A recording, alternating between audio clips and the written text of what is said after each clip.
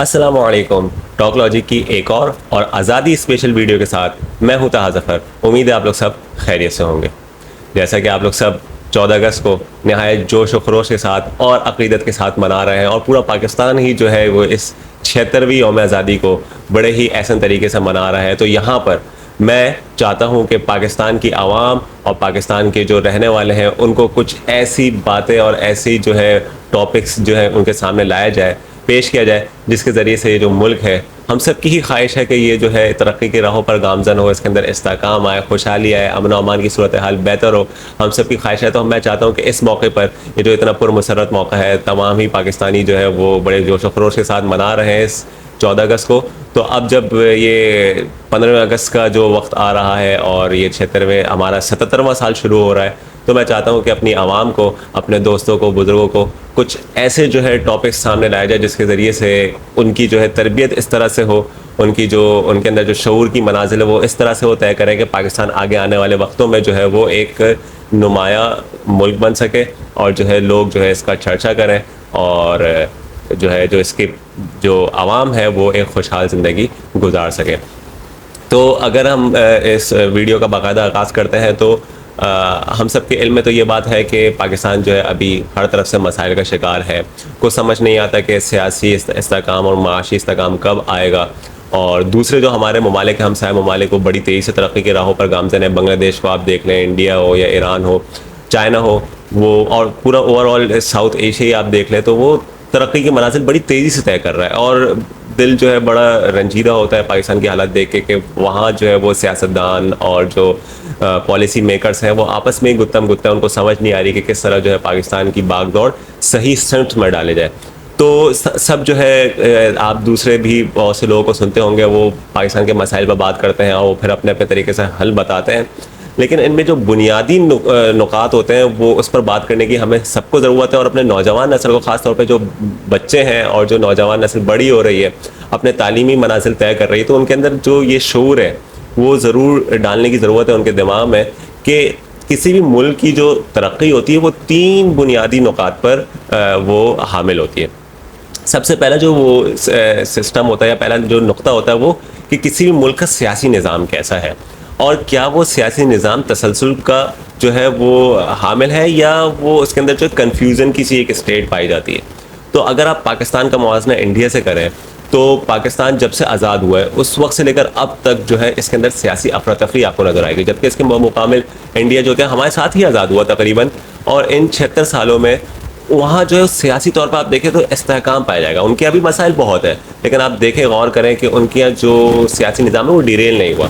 ان کے جو ابھی جو ان کے وزیر اعظم ہیں وہ 14ویں وزیر اعظم، مطلب 14th پرائم منسٹر ہیں یہ جو نریندر مودی صاحب، جبکہ ہمارے اب جو ابھی نئے کیئر ٹیکر وزیر اعظم آئے ہیں وہ 25ویں وزیر اعظم ہیں پاکستان کے. آپ اس سے اندازہ لگا لیں کہ کس طرح جو ہے، بلکہ آپ ہسٹری بک اب تو سب کے سامنے انٹرنیٹ اور یوٹیوب کی سہولت موجود ہے، کتابیں بھی موجود ہیں، تو دیکھ سکتے ہیں کہ کس طرح سیاستدان ہی جو کہ ایک ادارے کی مانند ہوتے ہیں اور سب سے سپریم ادارہ ہوتا ہے. یہ ہمیں نوجوان نسل کو بتانے کی ضرورت ہے کہ جو پارلیمنٹ ہوتا ہے یا جو لا میکنگ یا لیجسلیچر جو انسٹیٹیوشن ہوتا ہے وہ سب سے سپریم ہوتا ہے، کیونکہ وہ آپ کو قانون بنا کے دے رہا ہے، وہ آپ کو کس طرح ملک چلانا ہے وہ بتا کے دے رہا ہے. تو وہ لوگ سب سے سپریم ہوتے ہیں. اس کے اندر جو آپ بندے بھیجتے ہیں وہ آپ کے ریپرزینٹیو ہوتے ہیں، کیونکہ آپ اس ملک کے کون ہیں؟ آپ اس ملک کے مالک ہیں. عوام اس ملک کے مالک ہیں. اقتدار اعلیٰ جو ہے وہ اللہ اور رسول کے بعد عوام کے پاس ہے. عوام جو ہے وہ پھر اپنے حکمران ہیں یا اپنے جو ریپرزینٹیو نمائندگان ہیں ان کو بھیجتے ہیں لیجسلیشن میں، پالیسی میکنگ ادارے کے اندر. تو وہ یہ سب سے سپریم ہوتا ہے، اور اس کے بعد سارے ادارے جو ہے وہ اس کے انڈر میں آتے ہیں، وہ بتاتے ہیں کہ باقی ادارے کس طرح چلیں گے. تو ہم انہی کو ہی تذلیل کرتے ہیں، انہی کو ہی جو ہے وہ جو ہے ہم تنقید کا نشان بناتے ہیں. آپ کا حق ہے بنائیں، لیکن وہ سب سے سپریم ہے. یاد رکھیں کہ یہی لوگ جو ہے پاکستان کو مسائل سے باہر نکال سکتے ہیں، لیکن یہی آپس میں دستوں گرباں ہیں، ایک ہونے کے لیے تیاری نہیں ہے، ایک دوسرے کو چور ڈاکو کہہ رہے ہیں. تو اس طرح سے جو ہے وہ سیاسی استحکام تو نہیں آ پائے گا.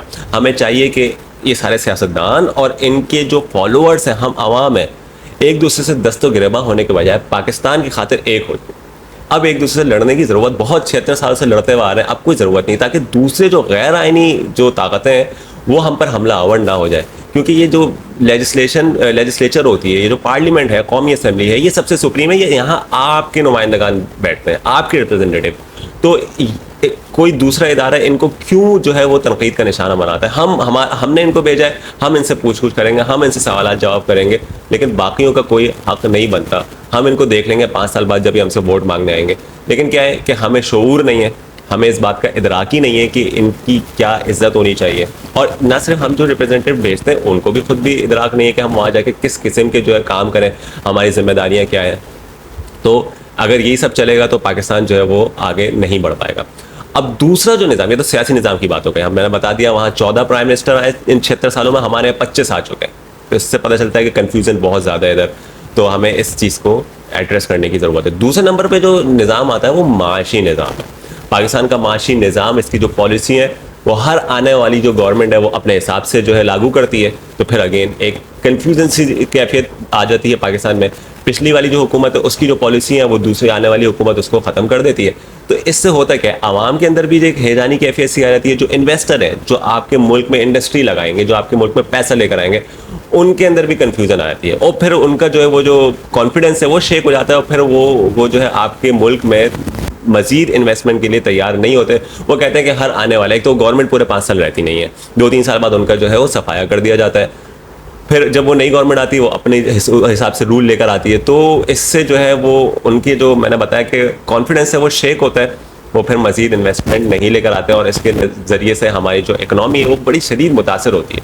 کبھی ہم لوگ جو ہے انڈسٹریلائزیشن کو جو ہے سپورٹ کرتے ہیں، فروغ دیتے ہیں کہ بھائی زیادہ سے زیادہ انڈسٹری لگاؤ. کبھی ہم 1970-80 کی دہائی میں دیکھتے ہیں کہ وہ نیشنلائزیشن کی پالیسی آ جاتی ہے، پھر انڈسٹریلائزیشن آ جاتی ہے. کبھی ہم جو ہے وہ قرضے لینے پہنچ جاتے ہیں. اب اس سے اندازہ لگائیں نا کہ میں نے ابھی جب سیاسی نظام بتایا کہ 14 اور 25 وزرائے اعظم آئے، اگر آپ اسی طرح معاشی نظام کو بھی دیکھیں تو انڈیا جو ہے وہ صرف 7 مرتبہ IMF کے پاس گیا اور 1991 کے بعد تو اب تک گیا ہی نہیں ہے. ان کے جو معاشی پالیسیاں جو اس کو انٹروڈیوس کروایا گیا اس کے بعد سے 1991 سے لے کر اب تک انڈیا ایک سپر پاور بننے جا رہا ہے، ایک معاشی طاقت بننے جا رہا ہے. اور ہم اب یہ جو ہمارا جو IMF پروگرام ہے یہ 23واں IMF پروگرام ہے. تو آپ اس سے اندازہ لگائیں کہ ہمارا معاشی نظام بھی کہاں، سیاسی نظام بھی 25 وزراء اعظم آئے اور ہم 23 دفعہ جو ہے IMF کے پاس گئے اور ہمیں بھیک مانگنی پڑتی ہے کہ بھائی لاؤ ہمیں جو ہے ایڈ دو. ہم اب تک ایسے ریفارمز، ایسے اصول متعارف ہی نہیں کروا پائے جس کے ذریعے سے ہم سیلف سفیشینٹ ہو جائیں، ہمیں کسی سے مانگنے کی، ادھار مانگنے کی ضرورت نہ پڑے. اور جب آپ ادھار مانگتے ہیں تو آپ کی سوورنٹی متاثر ہوتی ہے، آپ کی خود مختاری متاثر ہوتی ہے، آپ ان پر ڈپینڈنٹ ہو جاتے ہیں. پھر آپ ان کی ڈکٹیشن لینے پہ جو ہے وہ کیا ہو جاتے ہیں، آپ ظاہر سی بات ہے جو پیسہ دے رہا ہے آپ ان کے جو ہے وہ غلام بن جاتے ہیں. آپ جتنا بھی کہہ لیں کہ ہم غلام نہیں ہیں، ہم آزاد قوم ہیں، تو جب تک آپ ادھار مانگتے رہیں گے آپ انہی کے جو ہے وہ آرڈر کو ماننا پڑ جائے گا. تو ہمارا نہ سیاسی نظام نہ معاشی نظام، یہ اس کے اندر جو استحکام کی بہت زیادہ کمی پائی جاتی ہے. اور تیسرا جو نظام آتا ہے جو کہ سب سے زیادہ اہمیت کا حامل ہے وہ ہے ایجوکیشن سسٹم، ہمارا تعلیمی نظام. یہ بالکل جو ہے وہ اس کی تو ہم جتنی مذمت کریں وہ کم ہے کہ اس کے اوپر کوئی خاطر خواہ توجہ نہیں دی جاتی. کتنی پالیسیاں آئی پاکستان میں بھی 1947 سے لے کر اب تک، کتنے کمیشنز بنے، کتنی کمیٹی بنی، لیکن اس کا کوئی اثر نظر نہیں آ رہا. اور ہم دیکھیں تو ہمارے یہاں GDP کا صرف 1.5% جو ہے وہ ہم جو ہے بجٹ ایلوکیٹ کرتے ہیں پاکستان میں تعلیم کے اوپر، ہائر ایجوکیشن کے اوپر. اور اگر میں بات کروں کہ کتنے پاکستان کے جو بچے ہیں وہ اسکول سے باہر ہیں تو اس کی بھی فگرز جو ہے بڑے خطرناک ہے. تقریباً 228,000 بچے جو ہے وہ اسکول میں تعلیم حاصل کرنے سے قاصر ہیں پاکستان میں. اور اگر یہی جب 9 سال 10 سال سے اوپر کی ایج جاتی تو یہ فگر اور بڑھ جاتے ہیں. تو اب اس سے آپ اندازہ لگا لیں کہ جب تک ان 3 سسٹم کو ہم ٹھیک نہیں کریں گے ہم ترقی اور آزادی کی صرف باتیں کرتے رہ جائیں گے، حقیقی معنوں میں جو ہے ہمیں ترقی اور آزادی نہیں نصیب ہوگی. تو ہمیں بچوں کو کوالٹی ایجوکیشن کی دینے کی ضرورت ہے. اور جو ماں باپ جو اس ویڈیو کو سن رہے ہیں وہ بھی کمپرومائز نہ کریں، اپنے بچے کو ایسے استاد کے پاس بھیجیں، ایسے سسٹم کے پاس بھیجیں جو ان کے اندر کریٹیکل تھنکنگ یا فری تھنکنگ کیپیبلٹی جنریٹ کرے. تو اگر یہ سب نہیں ہوگا تو ہم بس ایک خواب دیکھتے رہ جائیں گے اور ہمارا نظام ایک صحیح معنوں میں ترقی پسند نہیں ہو پائے گا اور ہم دنیا کے آگے جو ہے وہ اپنا مقام نہیں بنا پائیں گے. تو امید کرتا ہوں کہ آپ کو میری ویڈیو سمجھ آئی ہوگی، پسند آئی ہوگی. اس کو زیادہ سے زیادہ شیئر کریں تاکہ زیادہ سے زیادہ لوگوں میں یہ شعور بیدار ہو سکے اور ان 3 نظام کے اندر اپنی انرجی اچھے سے لگا سکیں اور پاکستان کو ترقی کی راہوں پر گامزن کر سکیں. اگلی ویڈیو میں انشاءاللہ ملاقات ہوگی، تب تک کے لیے اجازت مانگتا ہوں. اللہ حافظ.